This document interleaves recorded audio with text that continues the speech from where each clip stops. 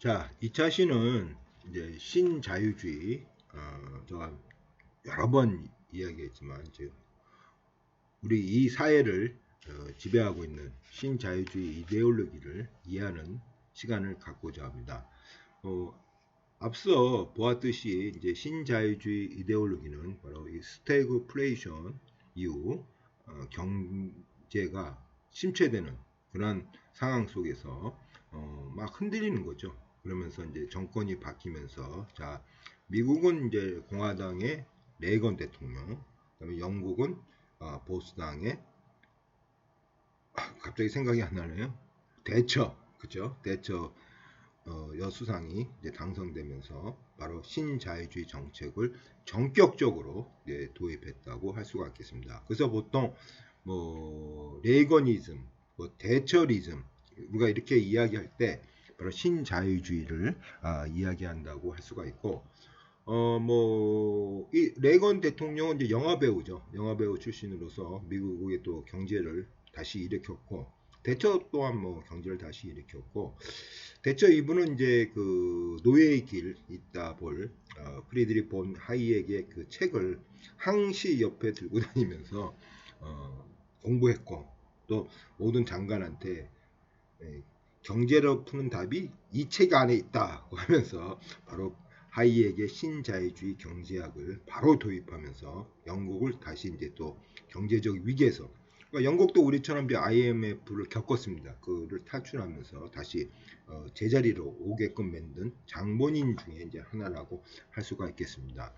자, 신자유주의는 우리가 그 자유주의의 아담 스미스, 그 다음에 사회자유주의의 존 메이널 케인즈, 그 다음에 뭐 어떻게 보면 사회민주주의, 뭐 칼 막스, 우리가 이제 막스에 대해서는 우리가 이제 그냥 교양 수준에서 이제 토대와 사회 구성체로 봤고, 자 프리들이 이제 이 신자유주의는 이제 프리드리 본 하이에게 이 그 경제학을 기초로 하고 있는데 이분의 이제 기초는 이제 신고전주의 학파, 이제 고전주의 학파하면 이제 경제학 개념입니다. 고전주의 학파는 이제 아담 스미스고 아담 스미스의 이제 그 고전주의 학파를 좀 더 확대, 그러니까 생산 중심에서 소비자 중심으로 바꾸는 것이 이제 신고전주의 학파. 어떻게 뭐 자유주의 이데올로기다 여러분들이 이해하시면 되겠습니다. 그래서 이분들의 이제 주장을 이제 하이եկ이 이제 기초를 두고 있다 이렇게 여러분들이 보시면 되겠고, 그래서 뭐 이 신고전주의 학파분들은 개인들만 존재해도 사회는 건재한다. 그렇죠? 아까 우리가 봤듯이 아리스토텔레스는 전체가 개인보다 우선하다 이렇게 했지만 이분들은 뭐 여기 딱 보듯이 뭐 자유방임주의, 레이셔 페어, 개인들만 존재해도 사회는 건재하다. 자유주의 들어가면은 그야말로 시장 경제에서의 자유죠. 그래서 이제 개인을 강조하는 거죠. 그래서 자유주의죠. 레이서 페어, 어떻게 보면 이제 자유방임주의. 각 개인은 자신이 무엇을 하는지 잘 알고 행동하므로 아까도 얘기했지만 소비자, 시장이 오작동할 때를 제하고는 가만히 놔둬라. 그치, 가만히 놔둬라. 개입하지 말라. 응? 오작동할 때만은 제하고는 가만히 놔둬라. 그러니까 어떠한 그 시장에서의 거래의 자유. 그래서 노동자가 적은 임금을 받는 것은 실업보다는 낫기 때문에 낮은 임금에 대해서는 비판하면 안 된다. 완전히 뭐 자본가 입장에서 이야기하는 거죠. 근데 쉬운 얘기로 실업보다 적은 임금 받는 게 낫지 않냐. 그래서 낮은 임금에 대해서는 비판하면 안 된다. 이제 이야기를 하는데 우리가 임금이라는 것은 어느 정도 뭐 우리가 가족 임금 제도까지는 모르지만 가족 임금 제도라는 것은 예전에 이제 가부장적 그 이데올로기 속에서 이제 가장 이제 부가 이제 브레드 위너죠. 바깥에서 생산 활동하면서 그 가족 구성원을 먹여줄 수 있는 정도의 임금, 이 가족 임금 제도가 보장돼야 된다는 얘기죠. 지금 워낙 뭐 우리가 물가하고 집가가 상승되기 때문에 가족 임금 제도가 보장은 되지 않지만 그래도 근접해야죠. 그러니까 낮은 임금 갖고 한마디로 가족들이 못 먹고 사는데 근접을 해야 되는데 낮은 임금에 대해서는 실업급여보다 많지 않냐. 그러니까 낮은 임금에 대해서 비판하면 안 된다. 근데 뭐 실업급여는 쉬운 얘기로 일을 안 하고 실업급여를 받는 거고, 이 일을 하면서 하는데 당연히 적정임금을 받아야죠. 하여튼 이분들이 이렇게 이야기하고, 이분들이 강조한 게 비교 우위설이에요. 이것이 바로 이제 아까 우리가 사회주의 하면서 비교 우위에서 어떠한 그 적자 생존, 자연 도태 이런 개념을 했죠. 그게 비교 우위설이에요. 자, 이 비교 우위설이 바로 이제 우리가 이제 세계화, 이제 신자유주의 하면은 이제 글로벌리제이션, 세계화하고도 연결이 됩니다. 비교 우위설을 통한 세계화죠. 자, 그러면 비교 우위설과 세계화에 대해서 이제 신자유주의 이데올로기 하나의 중요한 그 기제죠. 비교 우위설과 세계화, 적자 생존. 뭐 적자 생존은 여러분들이 이해하고 있듯이 생물의 생존 경쟁의 결과 환경에만 적응하는 것만 살아남고 그렇지 못한 것은 도태되는 현상, 이 적자 생존, 비교 우위, 세계화, 이것을 이제 기초로 하고 있다고 하시면 되겠습니다. 자, 세계화는요, 일단 그 우루과이 라운드 이제 그 관세 없이 무관세로서 세계적인 물품을 이제 서로 교류하자. 이게 이제 세계화의 기초였습니다. 그러니까 이제 생산물의 세계화. 그러니까 관세 없이. 근데 자국은 자국의 경제를 방어하기 위해서 당연히 외국에서 들어온 차에 대해서 관세를 내죠. 우리가 만약 1980년도 수준의 이 현대대 자동차를 만든 자동차 수준과 뭐 그때 뭐 미국의 제너럴 포드의 자동차 수준이 올 때 그걸 관세 없이 들어오면은 현대자동차가 살아남을 수가 없죠. 그러니까 자국의 그 보호를 위해서 관세를 두는 거죠. 이게 우루과이 라운드가 이제 이런 관세를 무너뜨리자. 그러니까 우루과이 라운드를 기초로 해서 세계화가 탄생이 된 거죠. 이게 생산물의 세계화입니다. 생산물의 그래서 관세 없이. 그러니까 관세 없이 하고 이제 비교 우위설을 기초로 한다는 거죠. 다시 얘기해서 자, 중국의 쌀과 밀가루가 있고 미국의 쌀과 밀가루가 있어요. 그러면은 중국은 이제 쌀 농사 짓는 거하고 밀가루 이제 농사하시는 분하고 미국도 마찬가지 쌀과 밀가루가 있어요. 자, 전체적인 관점에서 자, 비교 우위. 중국에서 쌀 짓는 거에 때 비용, 미국에서 쌀 생산할 때 비용, 또 중국에서 밀가루 생산할 때 비용, 미국에서 밀가루 생산할 때 비용, 비교 우위해서 자, 관세 없이 얼마로 책정되냐, 그죠? 만약에 쌀이 여기는 100원으로 측정이 되고, 자, 여기는 150원으로 측정이 됐다고 봅시다. 자, 거꾸로 밀가루 여기는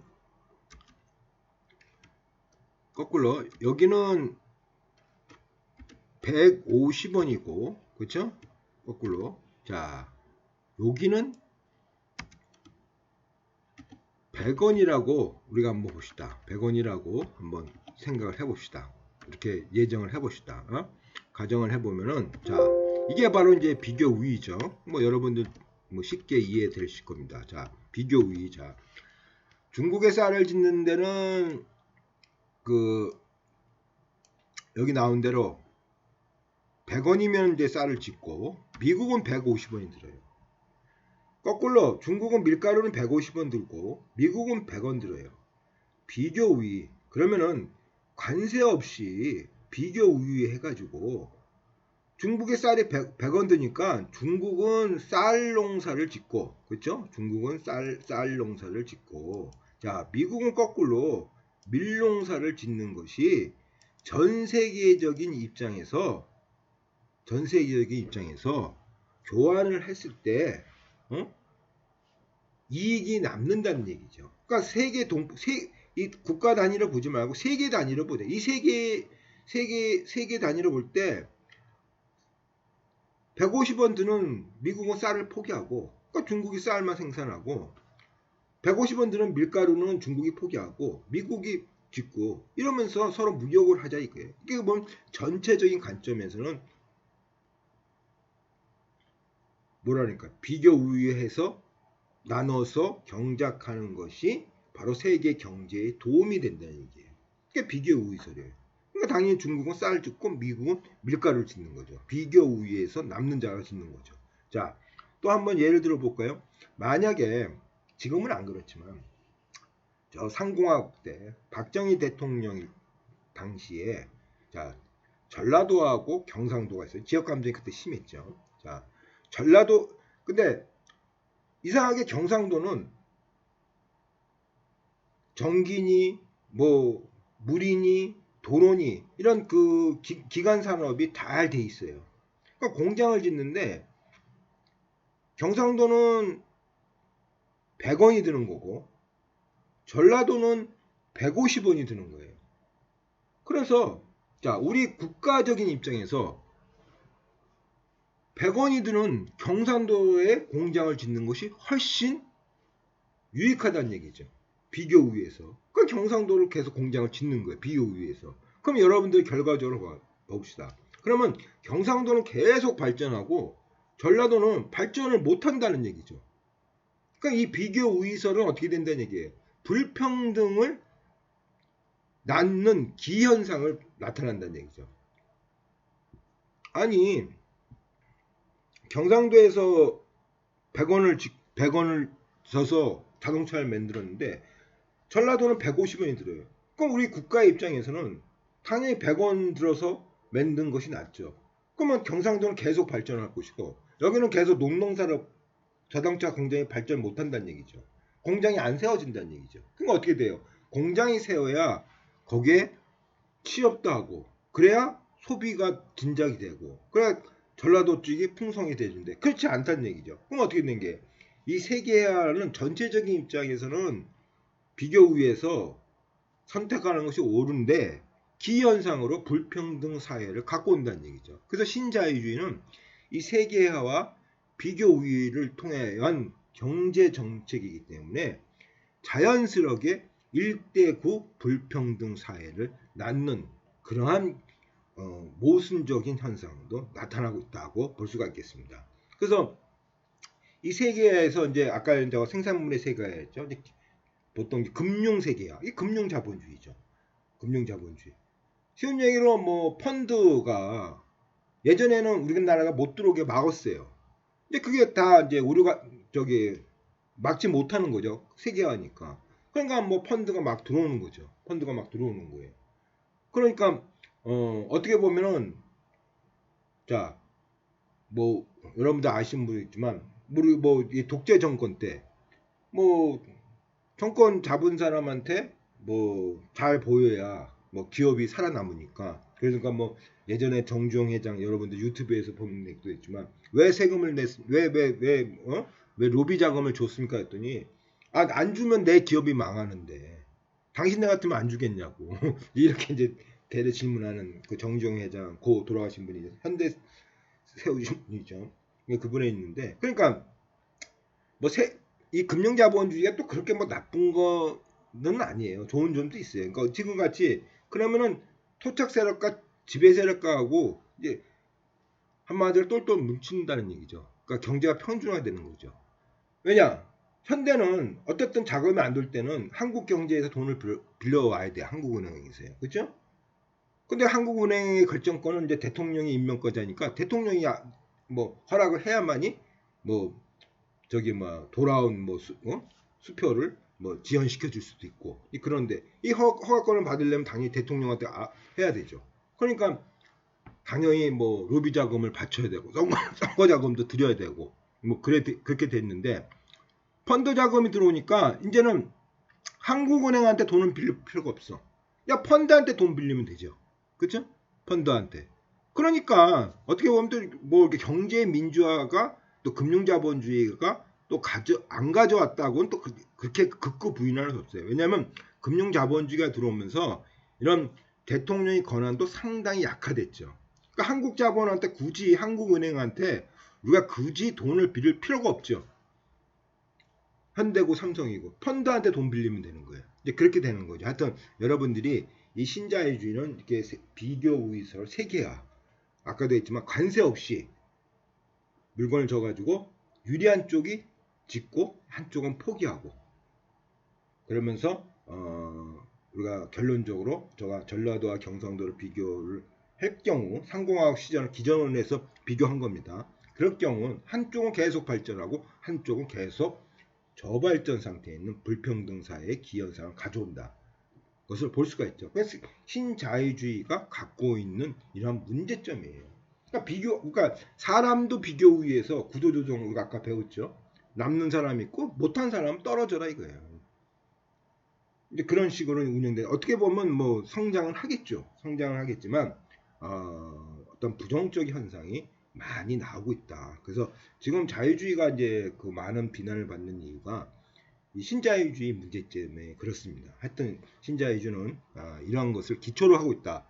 여러분들이 이해하시면 되고, 자 신자유주의는 우리가 보통 이제 네오콘이라고 신보수주의, 네오 컨서버티브, 그래서 네오콘이라고 이제 이야기를 하고 있습니다. 그래서 신보수주의, 그래서 이 사람도 뭐 간단하게 뭐 시장 원리 중심으로 한다. 그래서 신보수주의자들은 규율, 공동체 정신 같은 전통 가치를 고취시키고 진보주의적 주장 속에서 담겨 있는 의존지향적 가치를 배격하고자 한다. 그러니까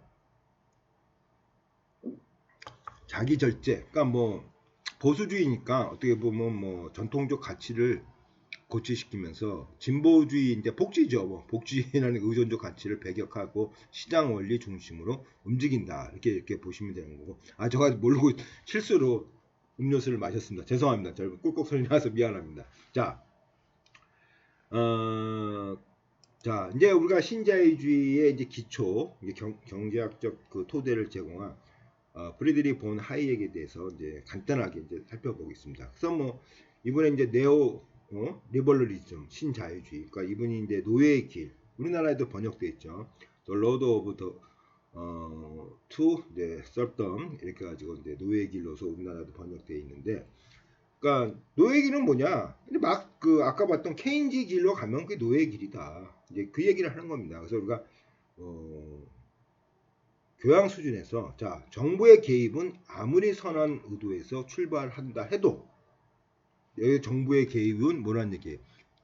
시장 개입은 아무리 선한 의도에서 출발한다 해도, 우리가 부동산 가격을 잡으려고 아무리 선한 의도에서 해도 해를 끼치게 된다.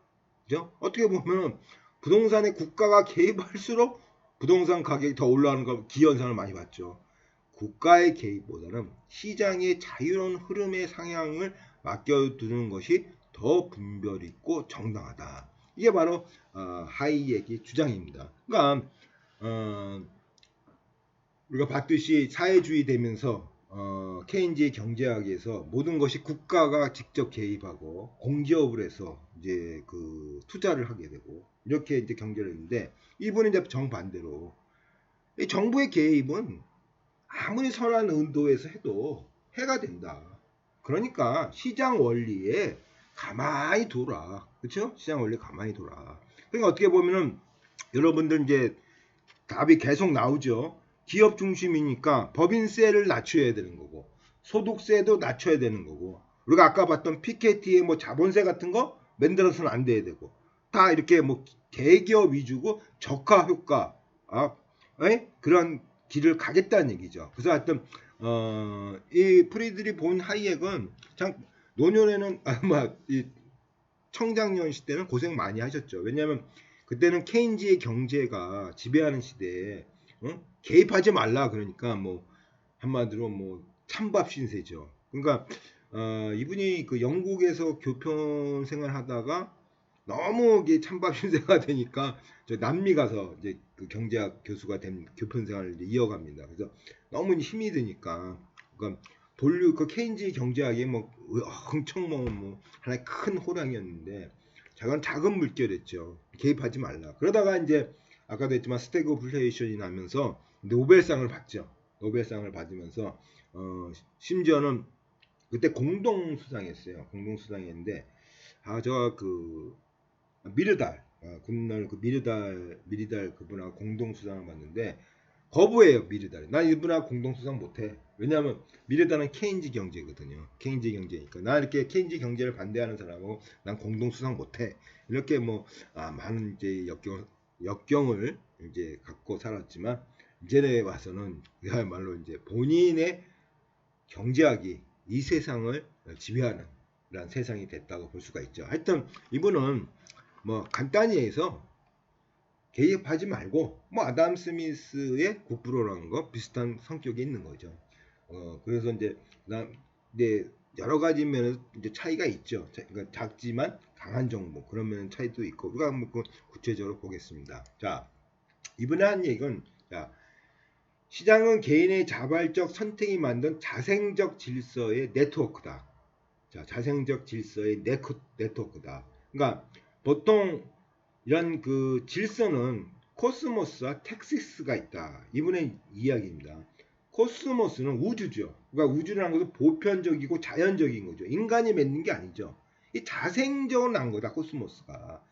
자생적 질서로 개인의 행위 산물이지만 자 시장이라는 것이 개인의 행위의 산물이지만 인간 설계의 결과는 아니다. 그렇죠?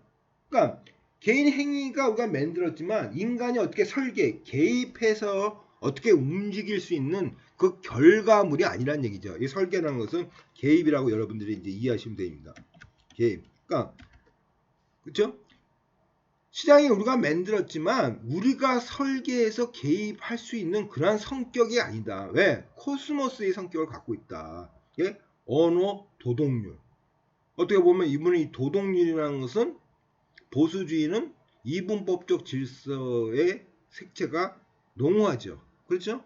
그러니까 도덕률 딱 코스모스는 이렇게 있어. 이분법도 있어. 이건 인간의 영역이 아니고 신의 영역이야. 이렇게 보는 거죠. 코스모스라는 거예요. 신의 인간이 만들었지만 이건 뭐냐면 우리가 이분법적 질서에 보면 신의 영역이다. 인간이 개입해서는 안 된다는 얘기죠. 예? 그래서 이성에 의해서 뭐 모든 것을 생각한다. 그 데카르트의 이성관을 또 비난해요. 왜냐면 뭐 어떻게 보면 시장이라는 것은 이성에 의해서 판단할 수가 있지 않습니까? 그러니까 아니란 얘기죠. 그건 잘못됐다는 얘기죠. 이 시장은 신의 영역이라는 얘기예요. 신의 영역. 인간의 영역으로 판단할 수 없다. 단지 인간이 개입할 수 있는 것은 텍시스 영역. 그죠? 그러니까 코스모스와 텍시스 영역으로 구분하면서 시장을 코스모스 개념, 신의 영역으로 봤다는 거죠. 신의 영역으로 봤다.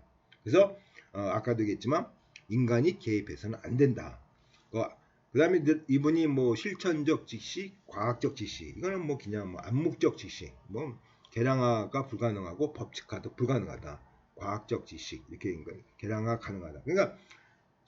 그러니까 뭐 장인들 보면은 계량할 수 없는 노하우가 있잖아요. 장인들이. 그렇죠?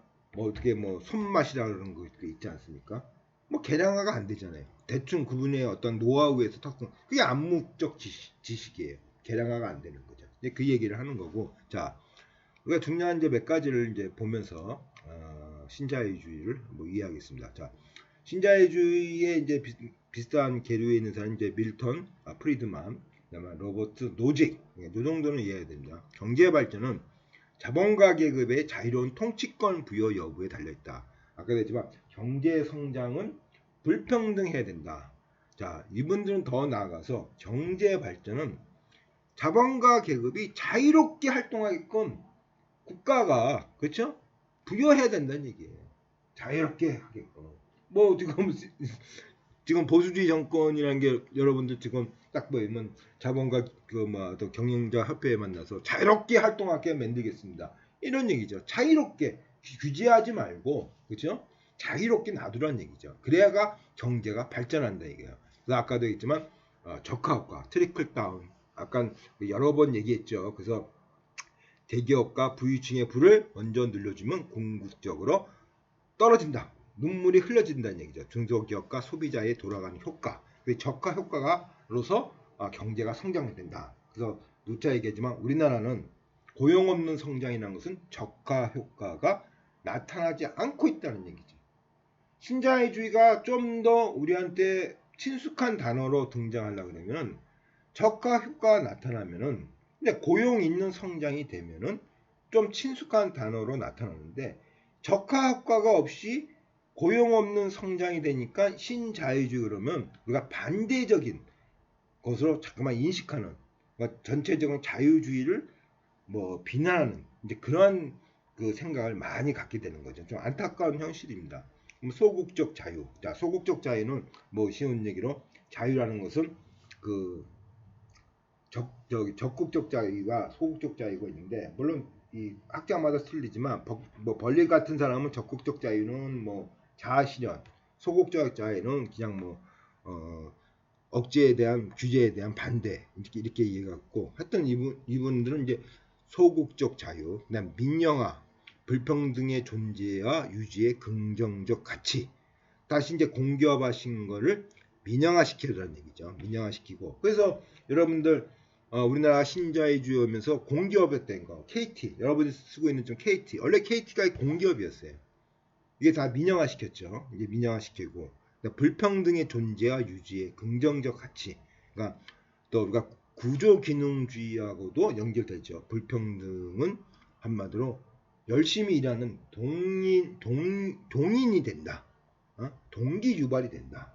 세상이 평등하면 그런 동기 유발이 안 된다. 이제 이런 식으로 구조기능주의와 연결되는 것도 볼 수가 있고, 자 국가는 계약, 집행, 범죄로부터 시민 보호 등 최소 국가, 그러니까 뭐 야경 국가, 그죠? 야경 국가의 이제 형체를 띠는 얘기고, 복지 국가는 사람들의 실패에 대하여 보상하는 것으로 개인의 자조와 책임감에 역행한다. 뭐 많이 듣는 얘기죠. 그러니까 뭐 실업급여를 많이 여러 번 주니까 일을 안 한다는 얘기죠. 노동조합의 권력을 박탈해야 된다. 자, 아까 이제 피케티의 이 사회민주주의는 특히 독일은 우리가 지금 노동 이사회에서 노동자를 참여시키는 이제 법안이 지금 우리가 지금 뭐 발기되었죠. 그래서 독일은 그 기업 뭐 경영자 협회나 아니면 기업 이사에 노동자 대표가 항상 참여해요. 이게 법적으로 보장이 돼 있어요. 그 왜 그러냐면 히틀러 2차 세계대전 때 히틀러를 뒷받침하는 게 기업이거든요. 그러니까 기업이 잘못 가면은 이렇게 전쟁을 간다. 그러면서 노동자를 항상 거기에 집어넣어야 된다. 그래가지고 피케티는 이 노동자들의 이사회 참여 여부를 상당히 강조하죠. 근데 이분은 이제 반대로 박탈해야 된다.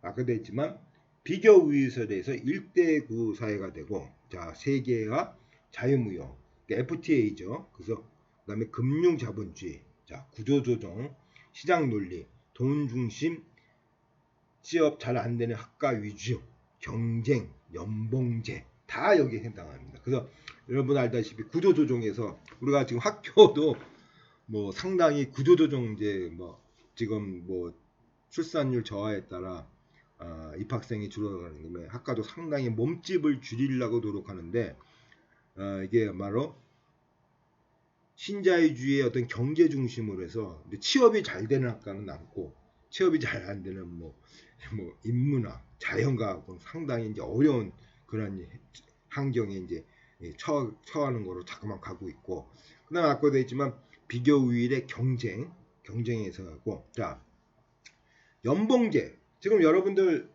거의 모든 이제 사회 시스템이 연봉제로 바뀌었죠. 그러니까 공무원만 호봉제죠. 공무원만 호봉제고 지금 뭐 학교도 옛날 교수님들은 호봉제고 지금 신임 교수님들은 다 연봉제죠. 연봉제라는 것은 쉬운 얘기로 이건 신자유주의의 작품이에요. 뭐 이전에도 있었지만 신자유주의가 상당히 강조해요. 그래서 지금 다 이 세상이 연봉제예요.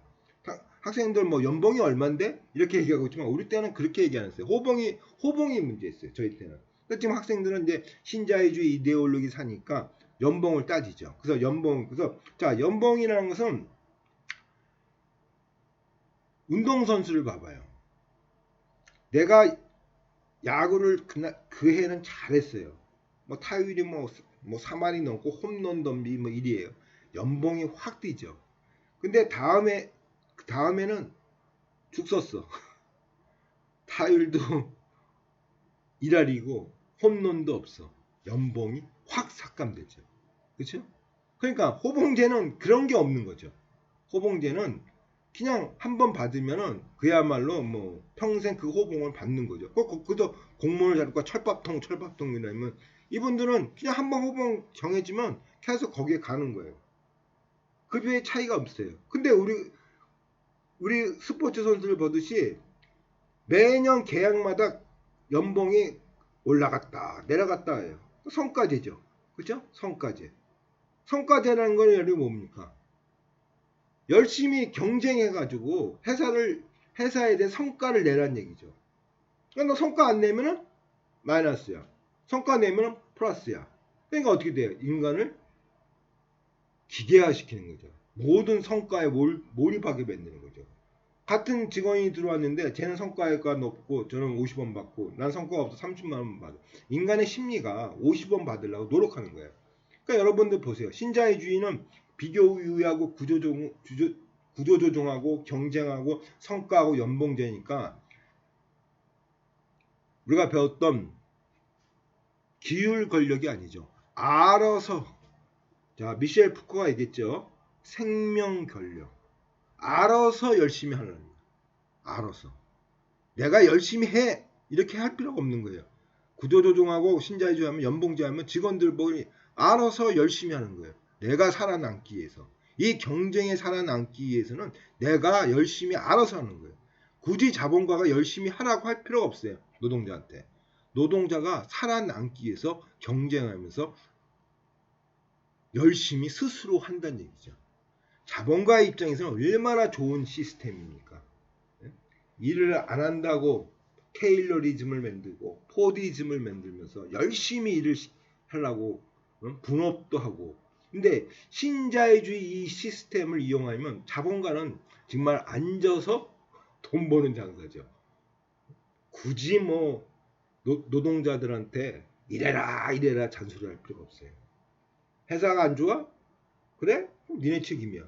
구조조정 시키죠. 그렇게 되는 거죠. 그러니까 회사의 경영이 어떻게 보면 우리의 목숨과도 연결되는 거죠. 열심히 일하죠. 이렇게 되는 거죠. 그러니까 아주 뭐 자본가 입장에서는 정말 뭐 좋은 시스템이죠. 하여튼 우리가 요 정도로 이제 신자유주의 이데를 보고 자 몇 가지 이제 우리가 신자유주의 이데올로기면서 한번 뭐 두세 개 한번 더 검토를 해보겠습니다. 자 우리가 한번 이분 이제 칼 폴라니를 한번 우리가 또 언제 볼 거냐 피케티 할 때 또 한번 우리가 보겠습니다. 자 폴라니 사상은 뭐 칼 폴라니하고 뭐 토마스 피케티 뭐 물론 뭐 폴라니 연구소 하면서 우리나라도 있고 아주 뭐 세계적인 석학이죠. 폴라니의 사상은 20세기의 시장 자유주의를 반대하는 지적 분위기를 조성하고 사회주의가 지구촌에 번지기도 하는데 중요한 역할을 했다. 그렇죠? 여기 봤다시피 뭐 신자유주의 문제점을 지적했다는 거 바로 나오죠.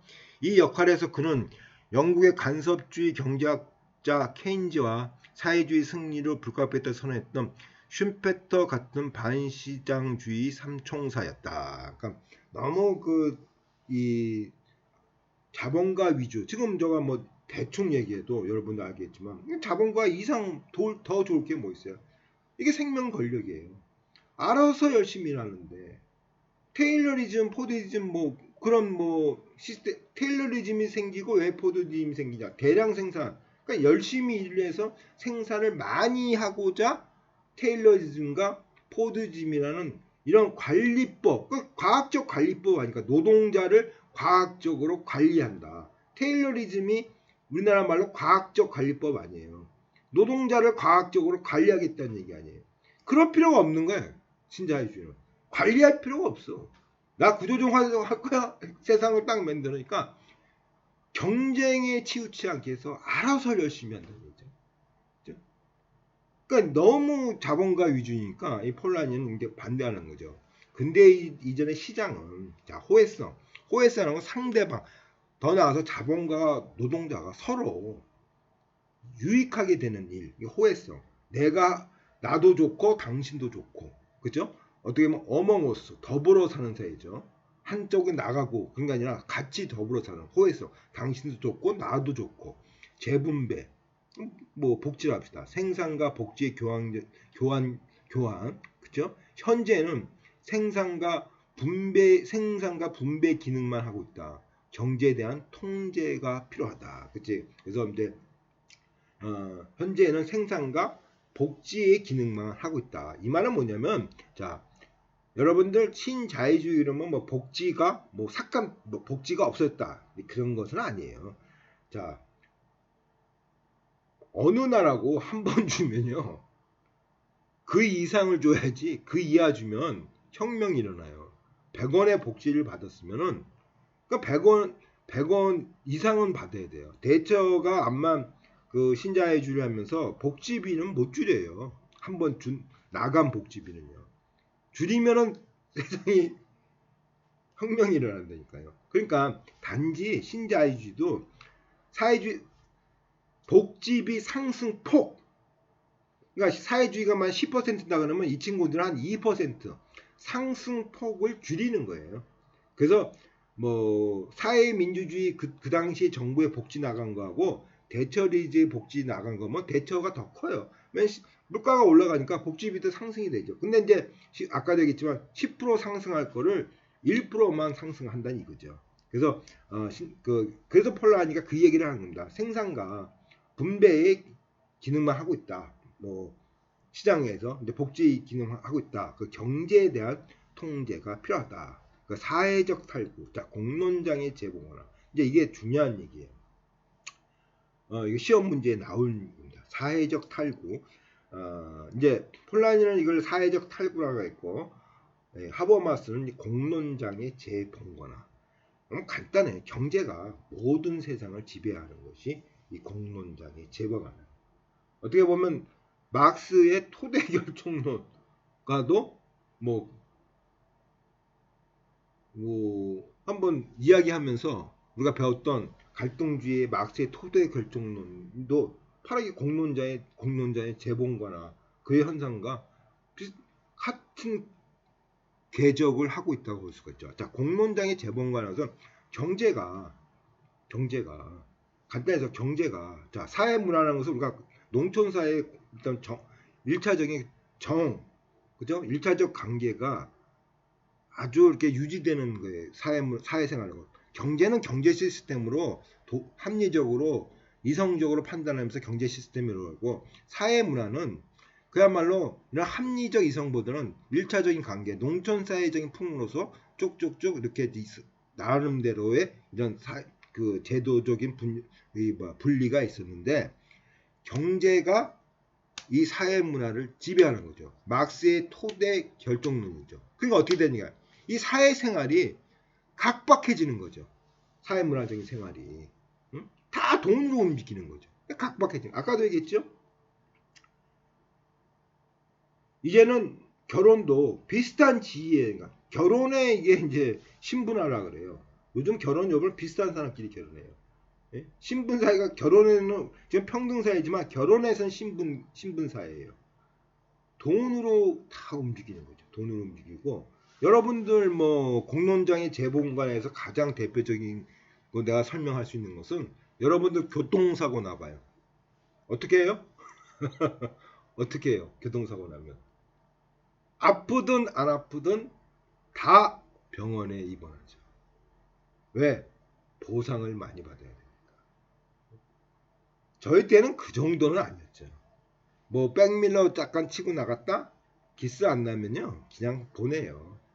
범퍼 좀 부딪혔다? 좀 기스 났다? 뭐 그 자리에서 돈 주고 그냥 색칠하세요. 이렇게 끝내요. 지금 범퍼 부딪혀 봐봐요. 다 갈아요. 예? 다 간다고. 예? 심지어는 내 돈 안 들어가니까 어떻게 돼요?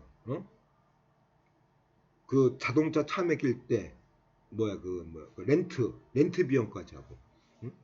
우리 때는 그 렌트 그런 보험 비용이 없었어요. 자기가 난 택시 타고 다니고 그랬어야 돼요. 자기가 감수하는 거예요.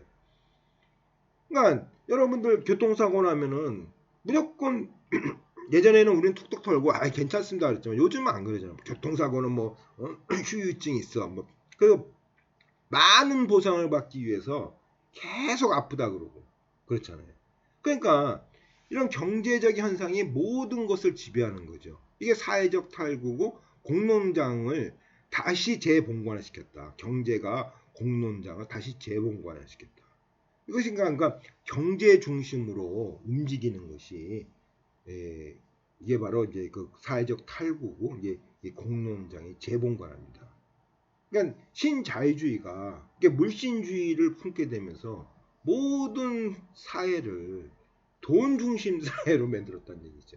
신자유주의가. 이게 이제 폴라니하고 하버마스가 이제 비판을 하는 겁니다. 이놈의 신자유주의가 어떨 때는 뭐 경제를 이겼는데 좋은 점이 있어.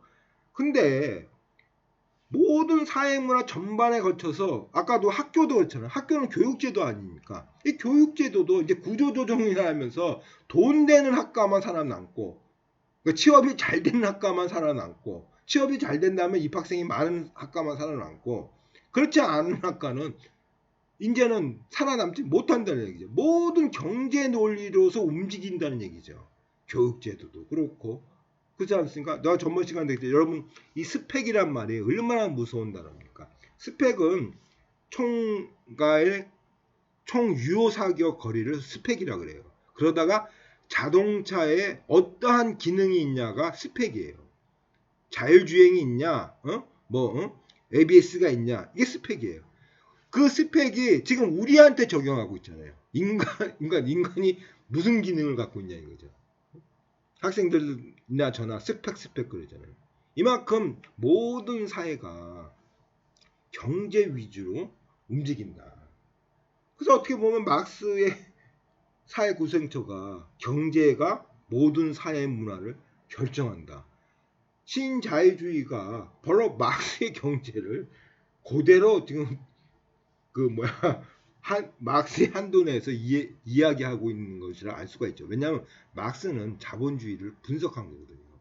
언젠가는 경제가 모든 것을 다 지배할 것이다. 이렇게 예언을 한 거거든요. 그렇기 때문에 어찌되었든 이런 사회적 탈구, 공론장의 재봉관화, 여러분들이 이거 시험 문제에 나옵니다. 그래서 여러분들이 모든 것이 경제 위주로 움직이는 거. 만약에 공론장의 재봉관화 현상인 것은 학교의 구조조정. 그러면 학교의 구조조정이죠. 자, 그러니까 이렇게 보시면 되는 거고. 자, 그 다음에 이제 또 누구야? 콜린 크라우치죠. 이분도 또 참 재밌는 말을 했어요. 자, 70년대 케인즈의 한계와 석유파동과 신자유주의의 도래를 겪으면서 하강하기 시작했다. 이제 디마크라시가 민주주의가 그러니까 케인주의 한계와 자유주의에 들어오면서 민주주의가 하강하기 시작했다. 기업가 노동자 시민 자본주의와 민주주의 균형은 한쪽으로 극하게 길었다. 민주주의에 관한 미국적 개념은 곧 제한된 정부와 규제받지 않는 자본주의 경제로 등치되었다. 그렇죠? 민주주의라는 것은 평등이죠. 평등인데 민주주의는 평등입니다. 민주주의는 평등인데 신자유주의를 도래를 겪으면서 이 민주주의가 하강됐다. 여러분들 이해를 못하니까 씁시다. 민주주의가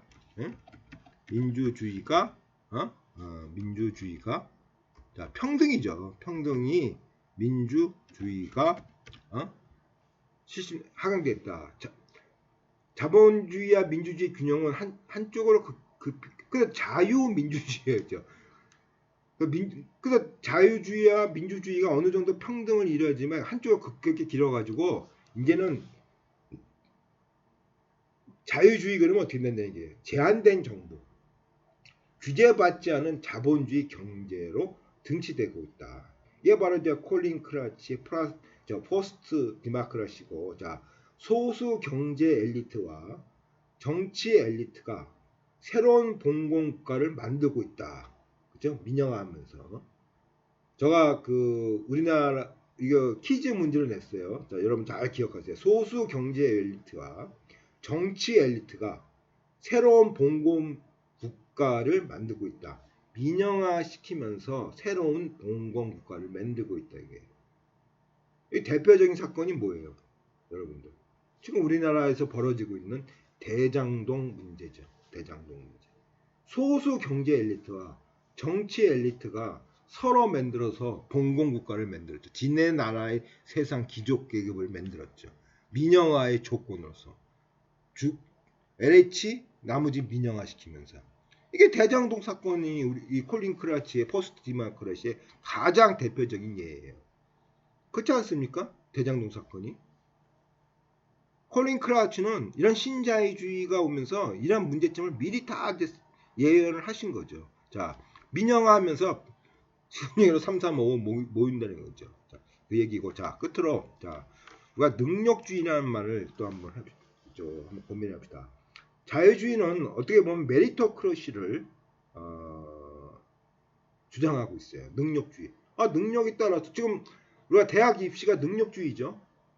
능력에 따라서 지금 뭐 경쟁력이 있는 학교, 경쟁력이 없는 학교 나눠지고 있지 않습니까? 그러니까 대학이 바로 능력주의예요. 메리토크러시. 학생의 능력에 따라서 경쟁 있는 학교, 경쟁 없는 학교로 가는 것이 바로 지금 우리나라 대학의 입시 제도가 능력주의예요. 메리토크러시요. 좋죠. 능력대로 하면은 뭐 당연히 능력이 많은 사람은 자기에 맞는 위치에 가고 능력이 없는 사람은 능력이 없는. 이게 어떻게 보면 뭐 플라톤이 얘기한 유토피아죠. 자기에 맞게끔 사는 것이 플라톤의 유토피아예요. 개미사예요.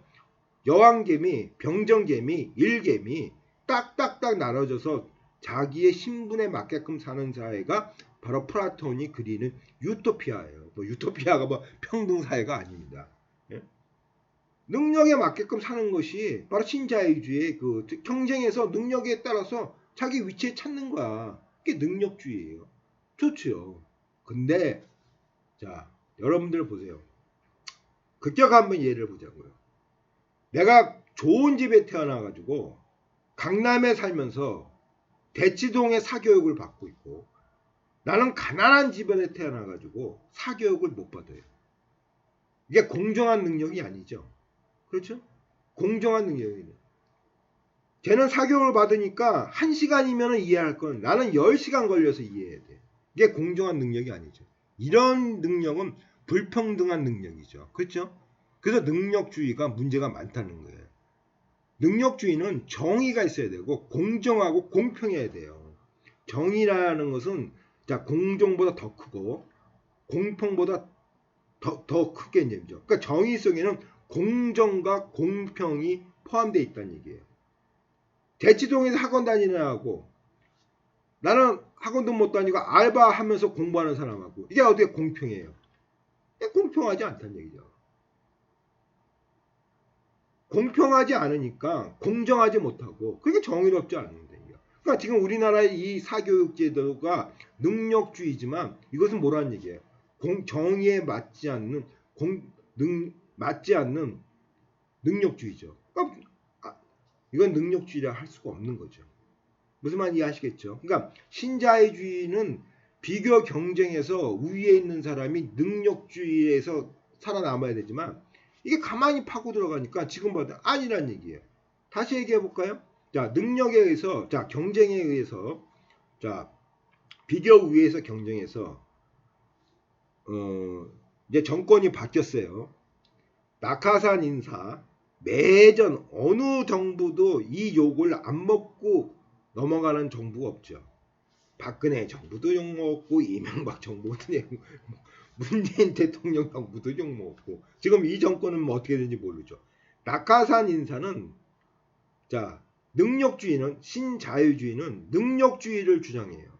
비교 위에서 경쟁에서 살아남는. 근데 낙하산 인사가 능력주의입니까? 나하고 B라는 사람이 있는데 내가 얼등의 모든 면에서 플러스 얼등한데 B라는 사람은 어떤 시장 선거의 운동원이야.